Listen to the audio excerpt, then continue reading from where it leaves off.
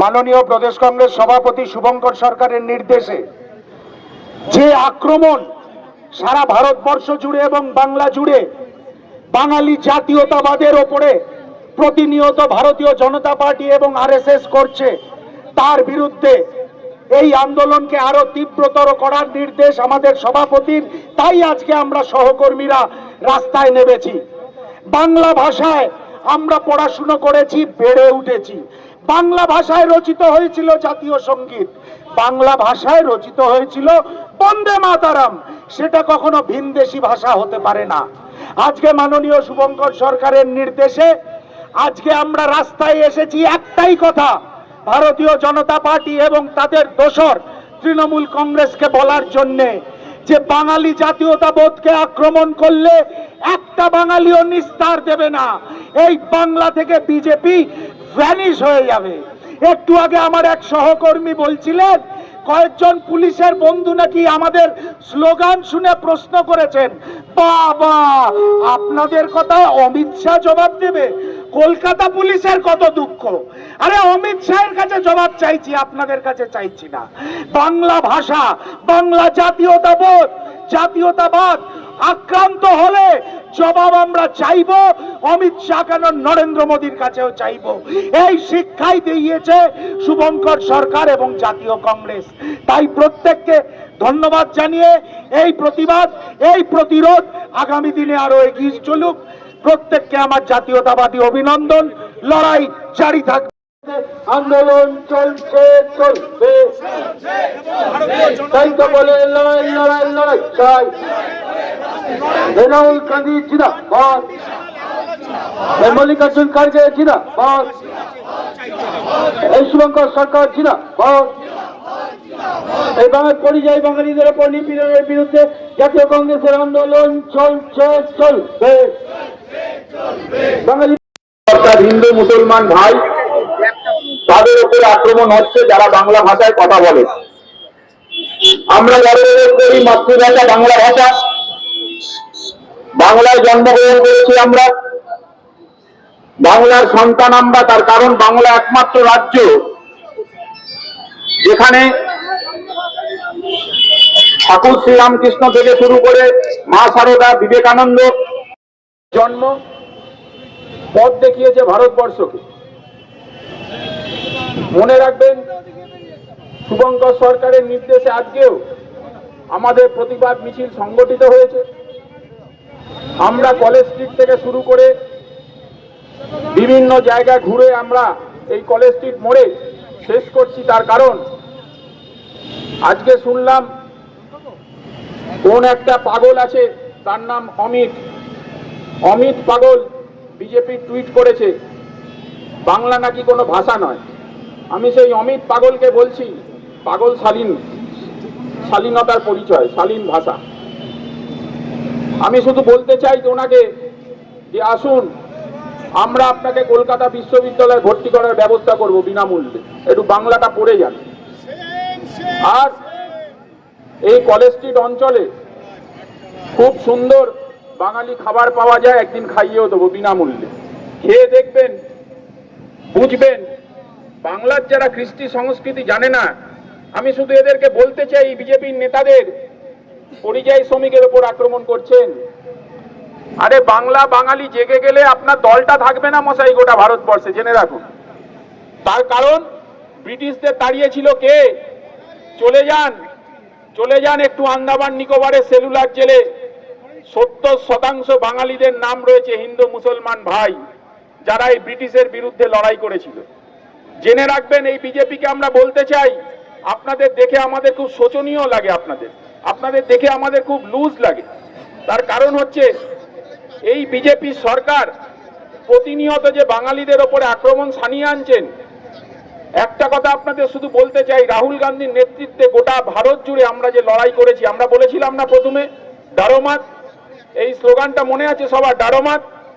এখন আমরা বলছি ডারোমাত, আমরা ভয় পাই না, আমরা বাঙালি, আমরা বাংলা ভাষাতেই কথা বলবো।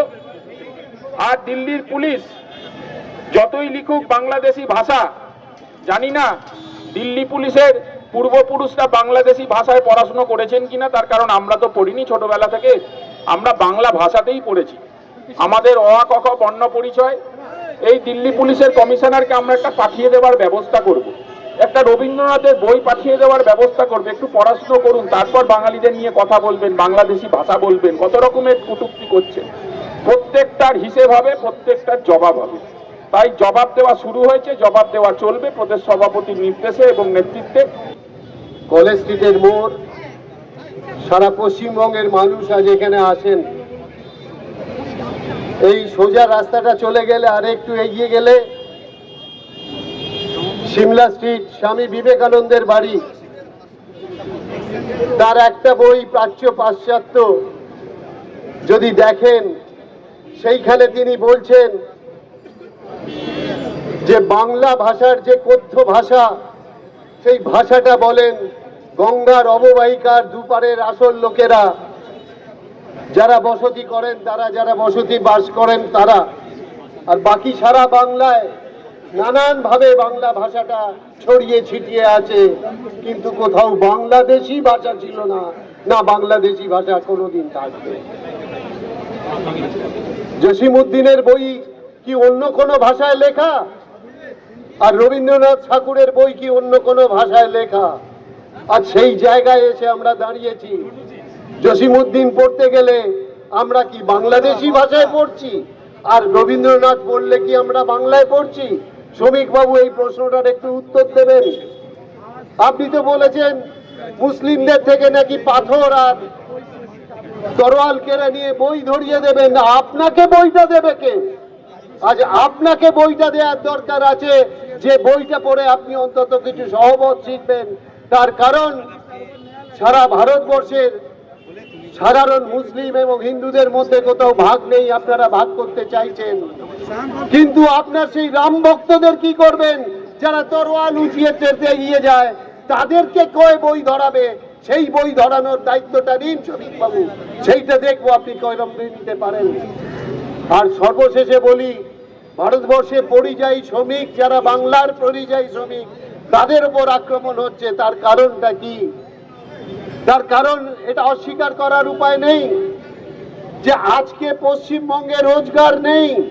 আজ রোজগার নেই বলে পরিযায়ী শ্রমিক হচ্ছে। সেই রোজগারের বন্দোবস্তটা কেন আজ 14 বছরের সরকার করে উঠতে পারলো না? সেই প্রশ্নটা আজ আপনারা করবেন না? 14 বছরের সরকার খেলা আর মেলা নিয়ে কাটিয়ে গেল, কিন্তু আজকে এই 14 বছরের সরকার কেন আজও একটা কর্মসংস্থানের জায়গা করে উঠতে পারলো না, যাতে সবাই ফিরে আসতে বাধ্য হয়, যারা ফিরে আসতে অনুপ্রাণিত হয়?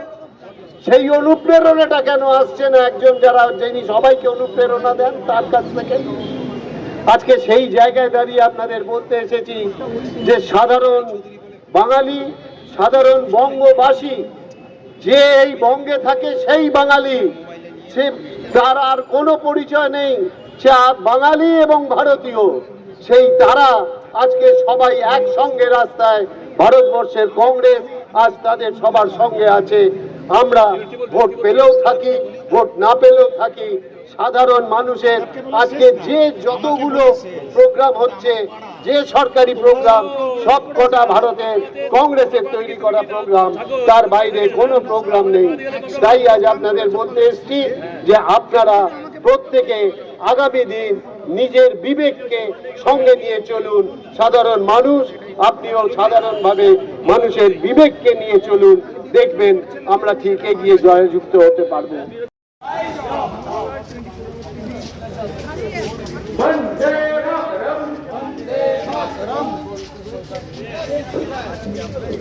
যে সমস্ত প্রতিবাদী সহকর্মীরা এই মিছিলে আসছেন, তাদের জানিয়ে রাখি আমরা কলেজ স্ট্রিট মোড়ে গিয়ে মানববন্ধন করব। আমরা আমাদের কর্মসূচি ওখানে মানববন্ধন দিয়ে শেষ করব। বন্দে মাতরম। জাতীয় কংগ্রেস জিন্দাবাদ। এই পরিযায়ী শ্রমিকদের উপর আক্রমণ হচ্ছে কেন? নরেন্দ্র মোদী জবাব দাও। পরিযায়ী শ্রমিকদের উপর আক্রমণের প্রতিবাদে কংগ্রেসের আন্দোলন চলছে চলবে। বন্দে মাতরম। রাহুল গান্ধী জিন্দাবাদ, মল্লিকার্জুন খড়গে জিন্দাবাদ, শুভঙ্কর সরকার জিন্দাবাদ, সোনিয়া গান্ধী জিন্দাবাদ। বন্দে মাতরম, বন্দে মাতরম।